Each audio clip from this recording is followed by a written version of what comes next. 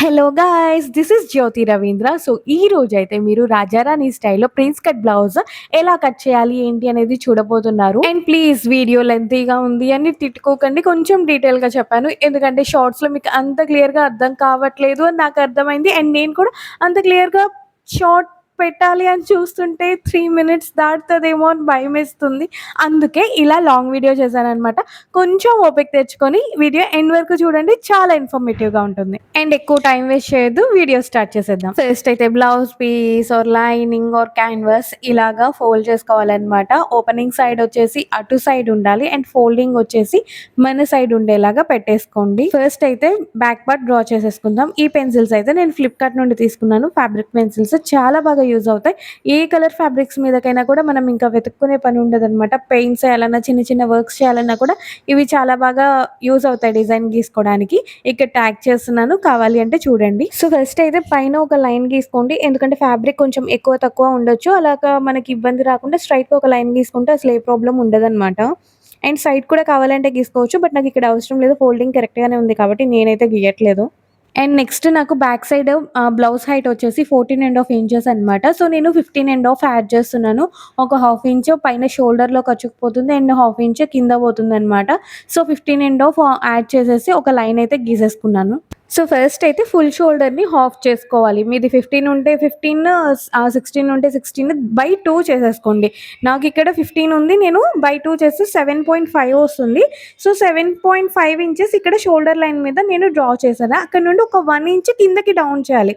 Just ఒక 1 inch కిందకి mark చేసేసి ఆ 2 లైన్స్ కూడా కలిపేయాలన్నమాట. ఇప్పుడు ఫ్యాబ్రిక్ ఫోల్డ్ అయ్యి ఉన్న సైడ్ నుండి కరెక్ట్గా 2.5 ఇంచెస్ మార్క్ చేసుకోండి. 2.5 ఇంచెస్ కరెక్ట్గా మార్క్ చేసుకొని ఆ రెండింటిని కలుపుతూ ఒక క్రాస్ లైన్ అయితే గీసేసుకోండి. సో ఇక్కడికి షోల్డర్ జస్ట్ మనం డ్రా చేసాము. ఇక్కడ మనం మళ్ళీ షోల్డర్ మైనస్ చేసి ఎంత షోల్డర్ వస్తుంది అనేది గీసుకుంటాము. అది ఫర్దర్గా నేను చెప్తాను. అండ్ ఇప్పుడైతే ఆర్మ్ హోల్ చూసేద్దాం. సో ఈ ఆర్మ్ హోల్ కోసం ఒక చిన్న ఫార్ములా అయితే ఉందన్నమాట. చెస్ట్ సైజు 28 నుండి 31.75 వరకు ఉంటే ఫార్ములా వచ్చేసి chest divide by 6 plus 0.75 inches add చేయాలి. లేదా చెస్ట్ సైజు 32 నుండి 44 వరకు ఉంటే చెస్ట్ డివైడ్ బై 6 ప్లస్ ఒక హాఫ్ ఇంచ్ యాడ్ చేయాలన్నమాట. ఆర్ 45 కంటే ఎక్కువ ఉంటే chest size chest divide by 6 ఒకటి సరిపోతుంది, ఇంకేం యాడ్ చేయాల్సిన పని లేదు. సో ఇలా చూసుకుంటే నా చెస్ట్ మెజర్మెంట్ 37 వస్తుంది. సో 37/6 అంటే 6.1 వస్తుంది. సో నేను ఇక్కడ యాడ్ చేయాల్సింది హాఫ్ ఇంచ్ అనమాట ఆ ఫార్ములా ప్రకారం. సో 6.6, చెస్ట్ 31 లోపు ఉంటే 6.1 తర్వాత 0.75 యాడ్ చేయాలి. ఆర్ఎల్స్ 45 కంటే ఎక్కువ ఉంటే 6.1 సరిపోతుంది, అంటే మనం ఇంకేం యాడ్ చేయక్కర్లేదు. సో ఆ ఫార్ములా ప్రకారం ఇప్పుడు నాకు రావాల్సింది ఆర్మ్ హోల్ అయితే 6.6 ఇంచెస్కి నేనైతే ఇక్కడ మార్క్ చేసేసుకుంటున్నాను. సో ఇప్పుడు ఇది నాకు చెస్ట్ లైన్ అవుతుంది అండ్ ఇది వచ్చేసి వేస్ట్ లైన్ అవుతుంది అనమాట. ఇప్పుడు చెస్ట్ మార్కింగ్ చూద్దాం ఏ సైజ్ వాళ్ళకైనా. రెడీ షోల్డర్ అంటే ఈ షోల్డర్ పార్ట్ ఉంది కదా, ఈ షోల్డర్ పార్ట్ స్టిచ్చింగ్ అయిపోయాక ఇప్పుడు లోపల కొంత వెళ్ళిందా, ఇదిగో ఇది మార్జిన్, ఈ మార్జిన్ కొంత పోయిందా. సో కంప్లీట్గా నాకు రెడీ అయ్యాక బ్లౌజ్ ఎంత వచ్చింది, 2 inches ready shoulder. Okay, and back belt చూడండి 3.5 ఇంచెస్. ఓకే, సో ఈ బ్యాక్ సైడ్ బెల్ట్ మనం హుక్స్లు, కాజాలు ఒకవేళ ఫ్రంట్ తీసుకున్నా కూడా ఈ బ్యాక్ బెల్ట్ అనేది సేమ్ ఉంటుంది కదా, ఇదైతే 3.5 ఇంచెస్ అనమాట. ఈ రెడీ షోల్డర్ 2 ఇంచెస్ కన్నా తక్కువ, అట్ ద సేమ్ టైం ఈ బ్యాక్ బెల్ట్ కూడా 2 ఇంచెస్ కన్నా తక్కువ ఉంటే chest divide by 4 minus half inch చేసుకుంటే మన చెస్ట్ వచ్చేస్తుంది అనమాట, బ్యాక్ సైడ్ పార్ట్ కోసం మాత్రమే. ఒకవేళ ఎక్కువ 2 కంటే ఎక్కువ రెడీ షోల్డర్ అండ్ ఇది వచ్చేసి 3.5 ఇంచెస్ ఉంది కదా మనకి, 2 కంటే ఎక్కువ. సో అలాగా 2 కంటే ఎక్కువ రెడీ షోల్డర్ అండ్ 2 కంటే ఎక్కువ బ్యాక్ బెల్ట్ ఉంటే మనం అయితే చెస్ట్ డివైడ్ బై 4 వేసేసుకుంటే సరిపోతుంది. సో ఇప్పుడు నేను చెప్పిన ఫార్ములా ప్రకారం చూసుకుంటే నేను రెడీ షోల్డర్ 2 ఇంచెస్ పెడుతున్నాను and back belt 3 to 3.5 inches పెడుతున్నాను. సో నేను చెస్ట్ డివైడ్ బై 4 చేస్తే సరిపోతుంది. ఇక్కడ నా టోటల్ చెస్ట్ 37 డివైడ్ బై 4 చేస్తే 9.25 వస్తుంది అనమాట నాకు. అండ్ దానికి ఒక 1.5 ఇంచ్ మార్జిన్ యాడ్ చేశాను అంతే. సో ఏ సైజ్ వాళ్ళైనా కూడా సింపుల్గా ఇలాగ chest divide by 4 back side మాత్రమే, ఫ్రంట్ సైడ్ మారుతుంది. సో ఇలాగ చేసేసుకోవచ్చు. అండ్ ఇప్పుడు వేస్ట్ మార్కింగ్స్ చూద్దాం. వేస్ట్ కూడా సింపుల్గా వేస్ట్ డివైడ్ బై 4 చేసేస్తే సరిపోతుంది. మనం ఇక్కడ ఎలాంటి టక్స్ యాడ్ చేయట్లేదు. ఒకవేళ మీరు టక్స్ యాడ్ చేయాలి అనుకుంటే ఒక హాఫ్ ఇంచ్ ఎక్స్ట్రా యాడ్ చేసుకోండి. బట్ నేను ఇక్కడ ఏం యాడ్ చేయట్లేదు కాబట్టి నాది వేస్ట్ 32 ఉంది. 32 డివైడ్ బై 4 అంటే 8 ఇంచెస్ ప్లస్ ఒక 1.5 ఇంచ్ మార్జిన్ కోసం యాడ్ చేసేస్తున్నాను అనమాట. సో ఇక్కడ చెస్ట్ అండ్ వేస్ట్ మార్కింగ్స్ అన్ని ఇక్కడైతే కంప్లీట్ అయ్యాయి. ఇవి రెండు అయితే కలిపి లైన్స్ అయితే గీసేసుకోండి. ఇప్పుడు షోల్డర్ మైనస్ చేసేది చూద్దాము. ఇక్కడ ఫుల్ షోల్డర్ మార్క్ చేసి చూపించాను. ఫుల్ షోల్డర్లో హాఫ్ మార్క్ చేసుకున్నాను. బట్ ఇక్కడ బోట్ నెక్కి ఒక షోల్డర్ పెడతాము, ప్రిన్స్ కట్ డీప్ నెక్కి పెడతాము, అండ్ నెక్ షేప్స్ని బట్టి కూడా పెడతాము. అలాగా ఏ షేప్కి ఎంత షోల్డర్కి ఎంత మైనస్ చేయాలి అనేది ఇప్పుడు నేను మీకు డీటెయిల్గా చెప్తాను. సో మనం షోల్డర్ మైనస్ చేయడానికి 3 థింగ్స్ అయితే ప్రాపర్గా చూసుకోవాలన్నమాట. ఫస్ట్ వచ్చేసి రెడీ షోల్డర్, ఎంత షోల్డర్ మనకు వస్తుంది ఫైనల్గా స్టిచ్చింగ్ అయిపోయాక అనేది. నెక్స్ట్ నెక్ షేప్, ఓకే, అసలు ఇది ఏ నెక్ షేప్ అనే దాన్ని బట్టి డిపెండ్ అయి ఉంటుంది. అండ్ నెక్స్ట్ నెక్ డీప్, ఎంత డీప్ పెట్టుకుంటున్నాం అనే దాన్ని బట్టి కూడా డిపెండ్ అయి ఉంటుంది అనమాట. సో ఆ 3 చూసుకొని ఇక్కడ షోల్డర్ మైనస్ చార్ట్ అనేది ఒకటి ఉంటుంది అనమాట. దీనిలో ఎంత మైనస్ చేయాలి అనేది వాల్యూ చూసుకోవాలి. ఇప్పుడు ఫర్ ఎగ్జాంపుల్ నేను రెడీ షోల్డర్ వచ్చేసి 2 ఇంచెస్ పెట్టుకుంటున్నాను. అంటే నాకు స్టిచ్చింగ్ మొత్తం అయిపోయాక షోల్డర్ ఒక 2 వస్తే సరిపోతుంది. సో 2 ఇంచెస్ తీసుకుంటున్నాను కాబట్టి ఆ 2 ఇంచెస్ ఎక్కడ ఉంది అనేది పేజెస్ చూసుకోవాలన్నమాట. ఇక్కడ అన్ని పేజెస్ ఉంటాయి. సో నేను తీసుకుంటుంది రెడీ షోల్డర్ 2 కాబట్టి పైన రెడీ షోల్డర్ 2 ఉన్న పేజ్ అయితే ఓపెన్ చేసుకోవాలన్నమాట. So this is my page. And second thing వచ్చేసి నెక్ షేప్, అంటే మనం ఏ నెక్ షేప్ పెడుతున్నాం అనేది చూసుకోవాలి. ఇక్కడ square neck, round neck, sweet heart neck, we leaf, V neck, ఇలాగా నెక్ ప్యాటర్న్స్ ఉన్నాయన్నమాట. వీటిలో మనం ఏ షేప్ పెడుతున్నాము అనేది చూసుకోవాలి. ఇఫ్ ఇన్ కేస్ మనం ఇక్కడ వీటిలో ఏ షేప్ కాదు ఇంకొంచెం డిఫరెంట్ షేప్ పెడుతున్నాము అనుకుంటే, ఫర్ ఎగ్జాంపుల్ ఇప్పుడు నేను తీసుకున్న నెక్ షేప్ స్క్వేర్ గీసుకోండి. ఇక్కడ ఉన్న నెక్ షేప్స్ గీసుకోండి ఏమేమి ఉన్నాయో. Sweetheart, V leaf, sorry V, okay. నేను అనుకుంటుంది ఏంటంటే స్క్వేర్ నెక్లోనే జస్ట్ కార్నర్స్ ఇలా రౌండ్ తిరగాలి అన్నట్టు అనుకుంటున్నాను. సో అది నాకు ఈ స్క్వేర్ నెక్లోనే ఫిట్ అయిపోతుంది. ఓకే, నేను ఇప్పుడు ఇక్కడ తీసుకొచ్చి స్క్వేర్ నెక్లో జస్ట్ కార్నర్స్ ఇలా గీసానంటే ఇందులో సెట్ అవ్వదు. ఇందులో వచ్చి ఇందులో ఇలా గీసానంటే ఇందులో ఫిట్ అవ్వదు.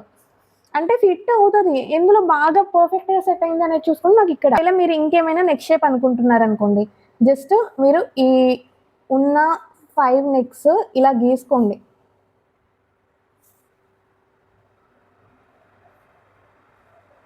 ఓకే, ఇప్పుడు మీరు ఇంకేదైనా నెక్ షేప్ అనుకుంటున్నారు, ఫర్ ఎగ్జాంపుల్ ఇది అనుకుంటున్నారు, ఇది ఎందులో ఫిట్ అవుతుంది అనేది ఒక్కసారి జస్ట్ మామూలు గీసి చూడండి. ఇందులో బాగానే ఫిట్ అయిపోయింది, ఇందులో కొంచెం,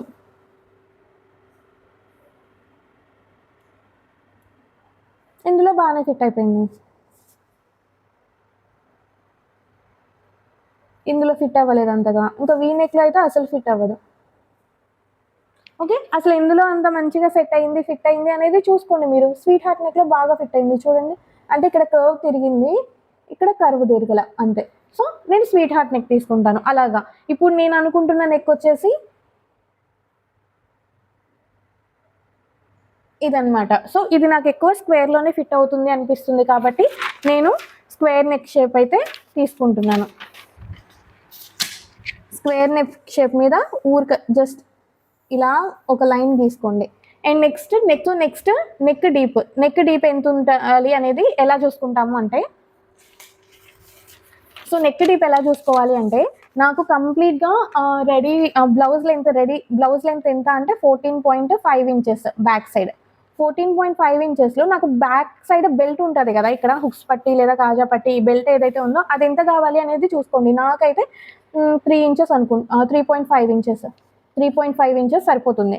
సో 14.5లో 3.5 ఇంచెస్ మైనస్ చేయండి, అప్పుడు ఎంత వస్తుంది? 11.